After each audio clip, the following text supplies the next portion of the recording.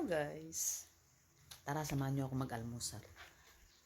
Nakatapos na po tayong mag-workout. Ngayon, mag-aalmusal naman po tayo kasi gutom na ang tiyan ko, gutom na yung mga alaga ko. Mag-aalmusal tayo guys. Ang ating kape ngayon ay hindi siya 3-in-1. Gusto na kasi yung aking 3-in-1 na padala ng kapatid ko from Korea. Ngayon, itong ginawa ko yung sugar, coffee, at saka coffee mate. Mas gusto ko po itong ganito.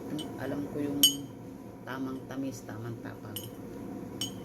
Natatamisan kasi ako dun sa 3-in-1 natin dito. Kaya gumagawa ako ng 3-in-1 kong sarili.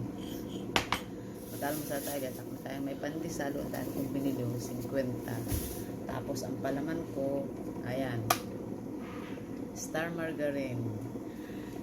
Baka po tatangkad pa ang inyong inday. Nangangarap akong tumangkad. And guys, lagyan natin ng mainit na tubig ang kape. Yes. Sarap ng aking coffee. Kanina po, pagkagising natin, uminom na po tayo ng maligamgam na tubig at saka po yung cloves natin. Alam nyo guys, ang ganda ng epekto sa akin. Tinan nyo to. Siguro nga malaki na itulong sa akin nun dahil dati po yung dito yung buto. Paga siya, ramdam ko paga at saka masakit talaga. Ngayon, hindi na po siya masyadong masakit. Hindi na siya masyadong paga. Yun nga lamang po, dumiretso na yung kamay ko. Hindi na maikilong ganito. Pero naigagawala ko na po siya. At least, hindi na po siya masyadong masakit. At saka, nahihahawa ko na ng plato. Na itutuon ko na ng konti. Pero hindi nga pwedeng ituon ng madiin kasi masakit nga po.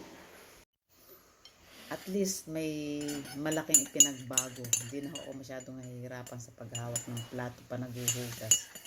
Nahihahawa ko na po ng ayos. Magpapalaman tayo ng tinapay.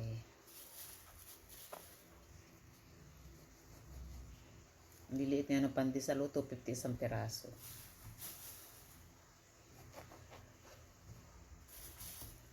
Parang ako lang, maliit din. Tama na itong 5 piraso guys.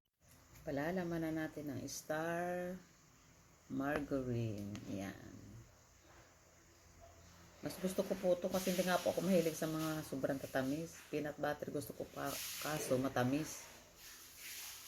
Ang cheese gusto ko rin, kaso sobrang alat naman. Bayan, wala na akong masuutan. Ito naman, ayos naman po siya. Okay lang. Ayan. Bali 5 peraso po itong aking kakainin. Tama na po itong almusal ni Inday. Ayan. Ako naman po yung nakapaglinis na ng bahay, nakapag-exercise na. Alam niyo naman, always early in the morning, gumigising tayo talaga ng maaga. Okay. Paano guys? Almusal na po tayo.